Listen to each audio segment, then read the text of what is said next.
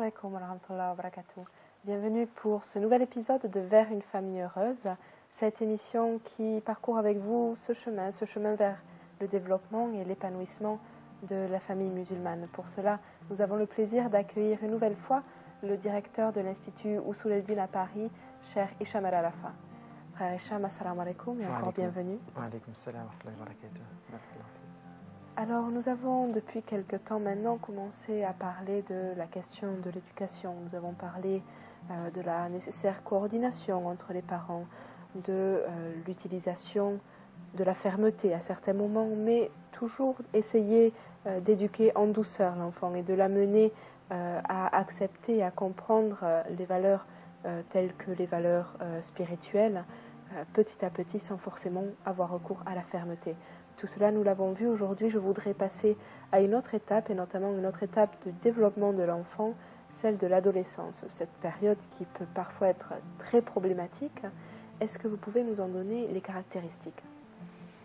Bismillah ar-Rahman ar-Rahim, alhamdulillah wa salatu wa salamu ala rasulillah.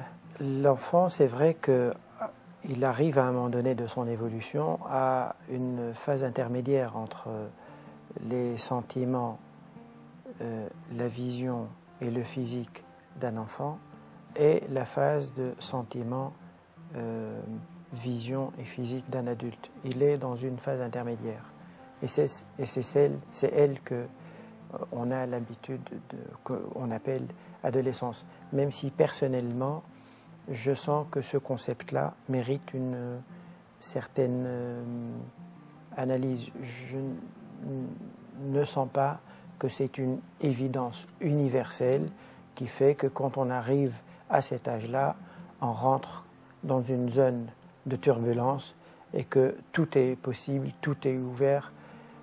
Je dis ça en me référant à l'expérience, à l'histoire musulmane, aux sociétés musulmanes, où l'enfant, à cet âge-là, il n'est pas forcément un enfant qui ne sait pas... qui n'est encore ni mûr, ni adulte, ni enfant, mais où il pouvait se trouver à occuper des fonctions très, très importantes. On a beaucoup de savants qui sont devenus juges à l'âge de 17 ans, savants à l'âge de 17 ans, chef d'une armée, commandant militaire à l'âge de 18 ans, à 18 ans aujourd'hui. Ouais. Un enfant, il vient juste de finir son bac, il ne sait même pas qu'est-ce qu'il va devenir dans la vie. Alors justement, comment vous expliquez cette différence et comment vous expliquez que cette période est petit à petit devenue perçue, du moins de façon négative? Alors, je n'ai pas une explication, une grille d'explication complète. J'ai des pistes. Je sens que l'approche islamique de l'islam et de la société musulmane par le passé, lorsqu'elle s'inspirait des valeurs de l'islam, et aujourd'hui, avec le peu de valeurs qui restent et le peu de principes islamiques qui restent dans la société, cette société-là a une approche de responsabilisation de l'être humain. C'est-à-dire, il suffit, par exemple, de réaliser que du point de vue de l'islam, on devient responsable devant Dieu à part entière lorsqu'on atteint l'âge de la puberté. C'est-à-dire, avant la puberté, ce qu'on fait, on n'a pas de compte à rendre. On n'est pas responsable devant Dieu. Mais à partir de l'âge de la puberté, donc qui est en dessous, qui est avant l'adolescence, eh bien, du point de vue de l'islam, on devient responsable comme un adulte de ses actions, de ses actes, de ce qu'on fait. On achète, on vend, on commet un tort, on prie pas, on jeûne, on devient responsable. Donc déjà, on est responsabilisé plus tôt. Ouais. Et puis même dans le comportement des adultes vis-à-vis de l'enfant, il y a une autre approche qui renforce cette responsabilisation. Je prends un exemple. Par exemple, le fonctionnement de la société musulmane ne cloisonnait pas les catégories de la société dans des groupes, des castes, des catégories d'âge. Des catégories, non, ni catégorie d'âge, ni rien. Il suffit, par exemple, de penser que la mosquée, c'est l'endroit, c'est l'espace qui rassemble tout le monde 5 fois par jour. tout le monde, tous ceux qui sont concernés par la prière. Eh bien, à partir de l'âge de la puberté, on devient concerné par la prière. Et donc, on peut se trouver, tout âge confondu, aligné dans le même rang, l'épaule contre l'épaule. On a un jeune de 13 ans à droite et une personne de 70 ans à gauche, par exemple. Et puis, c'est pas juste, voilà, on est aligné, et puis comme si on pose pour prendre une photo, puis on ne se connaît pas. Non, on va se saluer, on va échanger, t'es le fils de qui, t'es l'enfant, ah oui, etc. Donc, il y a un lien, il y a quelque chose qui fait que ce brassage, ce mélange, eh bien, il influence les uns et les autres. C'est un peu comme on mélange une quantité d'eau froide, d'eau chaude. Donc, forcément, ça va attiédir l'eau froide. Mais faut-il encore justement qu'il y ait ces points de rencontre? Est-ce qu'aujourd'hui, à l'heure actuelle en France par exemple, les mosquées jouent encore ce rôle? Partiellement. Partiellement, elles ne peuvent, par la force des choses, la prière, à l'heure de la prière, la mosquée est ouverte à tous. Mais vu le rythme de travail aujourd'hui, ça fait que ces occasions ne sont pas aussi fréquentes comme elles le sont quand le rythme de travail est structuré autrement. Mais ça n'empêche qu'il y a toujours encore des espaces d'échange, de contact, de rencontre, et elle le joue en partie en tout cas, toujours, et en France aussi. Sauf qu'elle le joue, mais sur un fond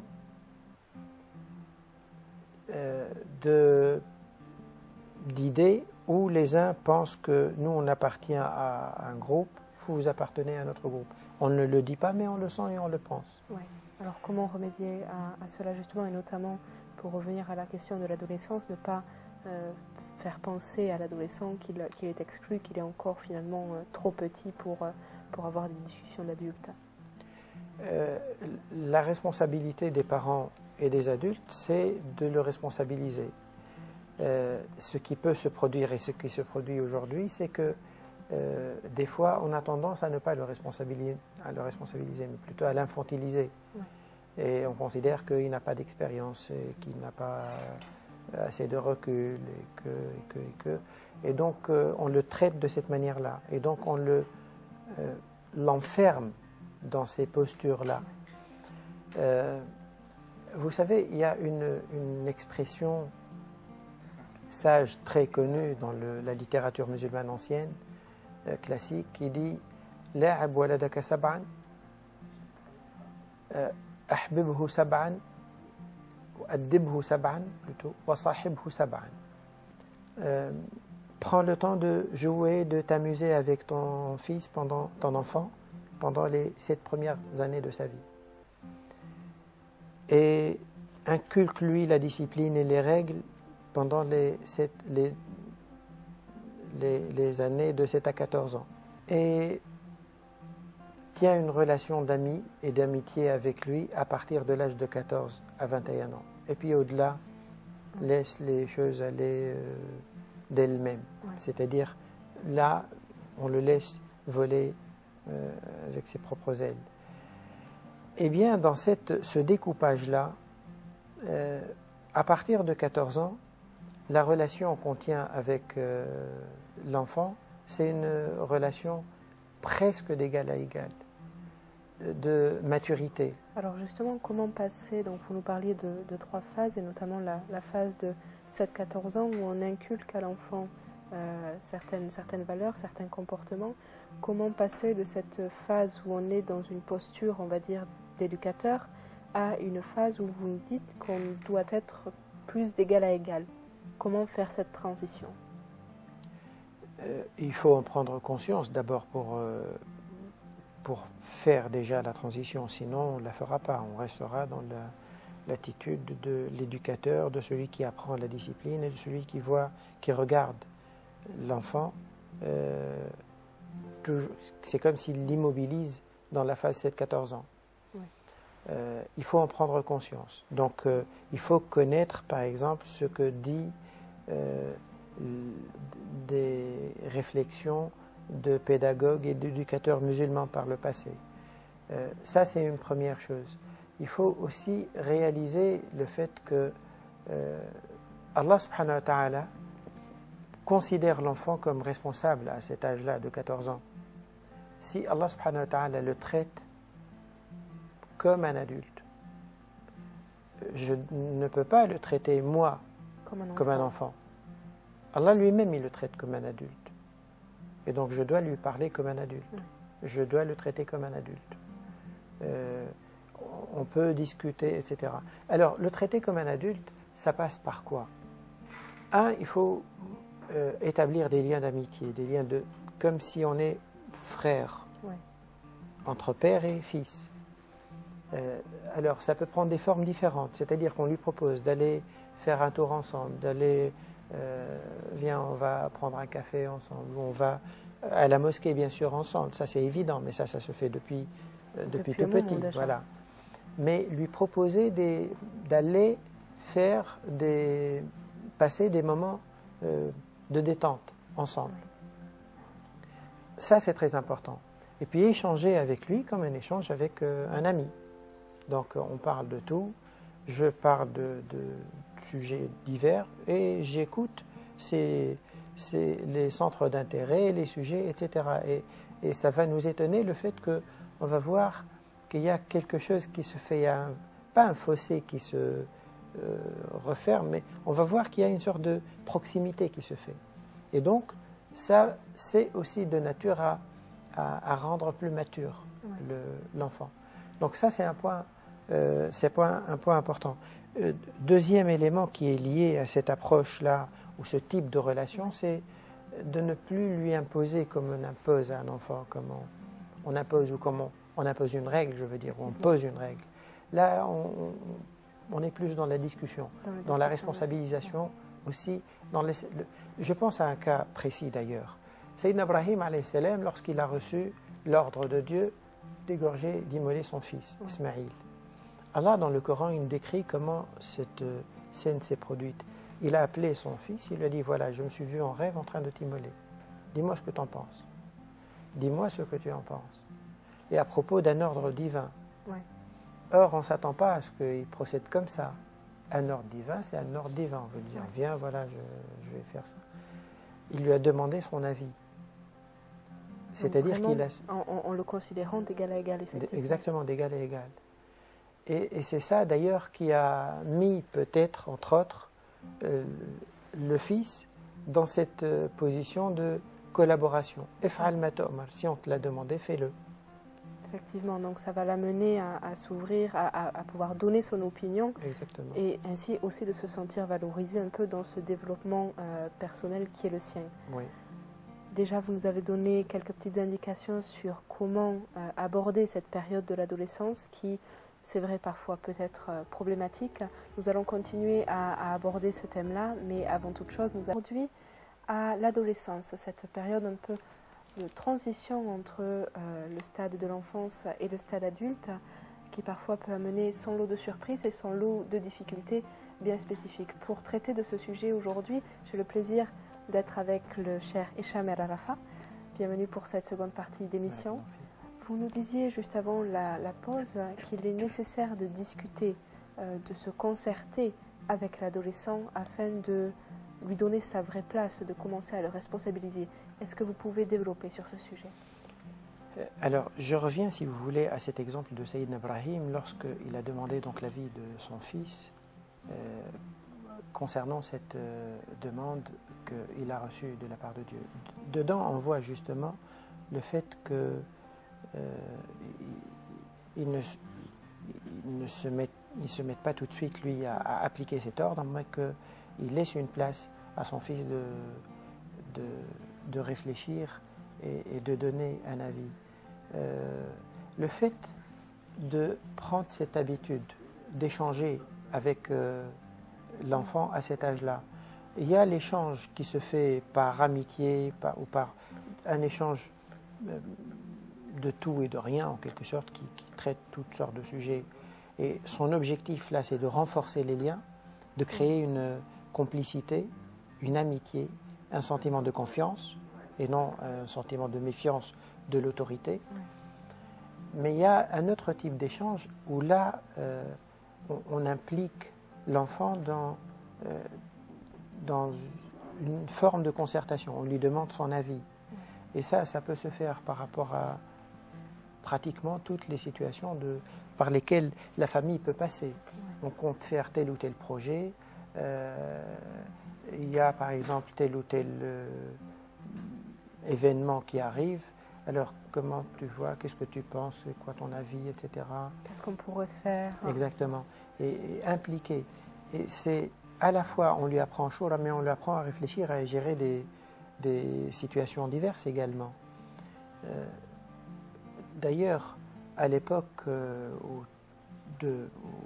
tout début de l'islam, les premiers temps de l'islam, il y avait des jeunes qui participaient dans des conseils, dans des sortes de parlements, autour de Sayyidina Omar al-Khattab, quelqu'un comme Abdullah ibn Abbas, il n'avait pas 17 ans, il était membre dans ce parlement parce que il était mûr et il pouvait répondre. Et on ne l'a pas mis comme ça, c'était pas un décor. Mais alors justement, vous dites, il était mûr. Est-ce qu'il faut attendre la maturation de l'enfant ou est-ce qu'il faut essayer de pousser un peu les choses quand on commence à avancer dans l'âge? Parce que justement, on a vu que la maturité qui était atteinte bien avant par le passé tarde aujourd'hui à venir. Alors, pour lui confier une fonction publique, oui, on attend. Oui. Mais là, en famille, non, on n'attend rien. C'est nous qui contribuons à l'amener, cette maturité, parce qu'elle ne vient pas tout seul. Et d'ailleurs, si elle tarde aujourd'hui, c'est qu'on préfère laisser l'enfant, on laisse l'enfant enfant. Oui. On préfère le laisser enfant. Je ne sais pas, peut-être économiquement, ça arrange ceux qui veulent lui vendre comme s'il achète des jouets, le gâter, etc. Et avoir des caprices et vouloir être gâté, et imposer, etc. Donc il n'y a pas de... Et puis si on le rend mûr aussi, mature très vite, il va se trouver presque sur le marché de travail, donc ça va être une charge sur le budget public en quelque sorte. Non, on n'attend pas que l'enfant devienne mature tout seul. Oui. On va l'aider dans cette maturité par des sortes d'exercices, par des sortes d'entraînement. Il n'y a pas mieux que les parents qui font pour faire cette tâche-là, pour aider leur enfant. Et c'est même pas aider parce qu'ils vont être étonnés de découvrir qu'il peut avoir des idées, qu'il peut leur apporter des idées, lui aussi. Et que peut-être finalement il n'attendait que ça. Il attendait que, oui, mais sinon c'est vrai qu'il risque de se comporter, si on le regarde comme un enfant, il va se comporter comme un enfant. Alors justement avec ce changement d'attitude par rapport à l'adolescent, donc on n'est plus dans une attitude d'éducation à proprement parler, éduquer par rapport aux manières, par rapport à la discipline, par rapport à telle ou telle chose, on est plus dans une relation d'amitié, de discussion, d'échange, de shura, comme vous l'avez dit. Est-ce que cela veut dire également qu'on doit, dès lors, desserrer un peu le contrôle qu'on peut avoir sur un enfant, où il faut qu'on vérifie que tout est bien cadré? Alors, on peut être amené, malgré cette dynamique de proximité et de confiance qu'on fait, garder encore un peu de regard, de surveillance en quelque sorte sur certaines choses. C'est un peu comme quand on confie une tâche à quelqu'un qui est débutant. Donc on va avoir un certain regard sur la façon d'accomplir pour l'aider à s'améliorer et l'amener à maturité. Donc c'est pas contradictoire. Alors, sauf que certains peuvent avoir une approche un peu différente du fait de surveiller. Ils vont peut-être jusqu'à espionner, à fouiller les affaires, regarder, etc. Alors justement, par rapport à ça, la question de l'intimité de l'adolescent qui à ce moment-là, justement, commence vraiment à se créer cet espace personnel, cette intimité. Vous nous dites, certaines personnes ont tendance à flirter avec l'espionnage. Que faut-il en penser, justement? Alors, il n'est pas constructif d'aborder les choses de cette manière-là. Parce qu'on va mettre l'enfant automatiquement dans une logique de chercher à cacher, à avoir un double jeu. Donc on n'est pas dans la confiance et on n'est pas dans la maturité. Là, ça n'aide pas du tout l'enfant et ça n'arrange certainement pas aussi non plus les parents. Il ne faut pas chercher à aborder les choses de cette manière-là et surtout si l'enfant d'ailleurs il est pratiquant ou il fait la prière, il connaît un peu le Coran, il peut sortir un jour à ses parents ce verset dans lequel Allah il dit ولا تجسسوا ولا يغتب بعضكم بعضا. Ne vous espionnez pas. Si un jour l'enfant dit à ses parents, Dieu dit ça, qu'est-ce qu'ils vont lui dire? Ils vont dire, nous c'est les parents. Pourquoi on a une dérogation? Dieu ne dit pas sauf si vous êtes parents. Donc ce n'est pas une démarche constructive. Et en tout cas, elle ne va pas dans le sens de la maturité ni de la confiance. Par contre, comment avoir alors un regard? Ils peuvent l'avoir avec l'aide de l'enfant lui-même. C'est-à-dire, on ne sait pas, on a un questionnement sur avec quels sont ses copains les plus proches, ceux qui peuvent influencer, qui influence qui, des activités.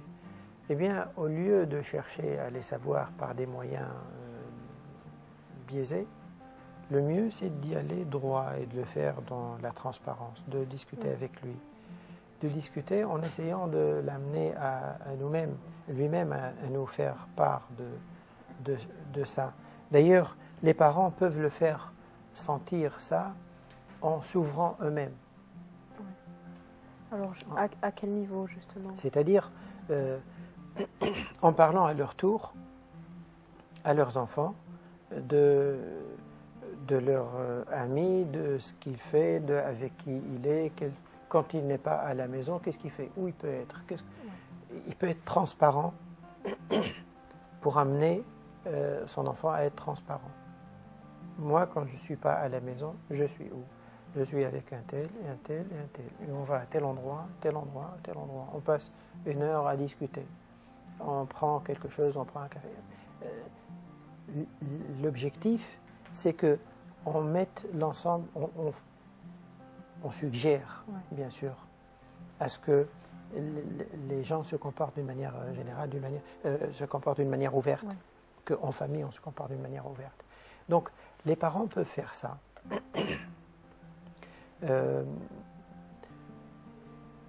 Dans tous les cas, ils le font, comme j'ai dit, d'une manière un peu plus ouverte et dans un esprit de coopération et d'entraide ou d'échange spontané et non de surveillance policière en quelque sorte ou d'espionnage. Parce que quand celui qui le ressent, il le vit mal et il va se comporter d'une manière... et il va se refermer. Il va se refermer. Effectivement. Il va cacher ce qu'il fait et donc ce n'est pas ce que cherchent certainement les parents et ça ne rend pas plus facile leur tâche. Effectivement. Peut-être un dernier point à aborder est également, je pensais à cette relation qui parfois peut être fusionnelle dans les premiers temps de l'enfance où vraiment on est en permanence avec l'enfant alors qu'à l'adolescence on parlait d'intimité, il faut lui laisser son espace, il faut lui laisser un peu sa liberté et parfois ça peut être ressenti de façon extrêmement douloureuse pour les parents qui voient une espèce de séparation à ce niveau-là. Comment gérer cette étape-là pour les parents? Alors, le principe de séparation, c'est pas de séparation, d'indépendance plutôt. Il doit être accepté par les parents et bien accepté par les parents. Au contraire, il devrait s'inquiéter si jamais l'enfant reste enfant longtemps et qu'il ne tend pas naturellement vers une certaine indépendance d'esprit par séparation. Dans la pensée dominante En Europe, on considère que l'enfant il devient complètement autonome et comme s'il y a, et certains d'ailleurs le présentent sous cette image-là, ils disent c'est comme un fruit qui tombe d'un arbre, il est mûr, il tombe d'un arbre, donc il n'y a plus de lien. L'image n'est pas exacte, bien sûr, parce que l'enfant n'est pas un fruit qui tombe, le lien avec la famille ne se coupe pas définitivement, même après, quand il se marie, il a sa famille, il a ses enfants, eh bien le lien reste. Et donc, et en partant de cela, on va vers, on pousse vers une sorte de séparation, et on coupe les liens de la famille. L'approche islamique, elle ne va pas dans ce sens-là. Elle reconnaît la question de l'indépendance progressive de l'enfant parallèlement à sa maturité, parce qu'il devient autonome en tant qu'être humain. Il est capable d'analyser des situations, de faire des choix, d'assumer des choix, et c'est bien de le laisser le faire. Mais il ne le fait pas, il ne part pas, par exemple, la laisser prendre un studio et se séparer complètement, se détacher de la cellule familiale, oui. Effectivement. Merci pour ces quelques conseils relatifs à l'adolescence, à cette période de transition qui peut parfois être mal vécue de la part des parents et de la part des enfants. Donc, ces quelques conseils, je l'espère, Inch'Allah, permettront à nos téléspectateurs et nos téléspectatrices d'aborder cette période un peu plus sereinement. Je vous remercie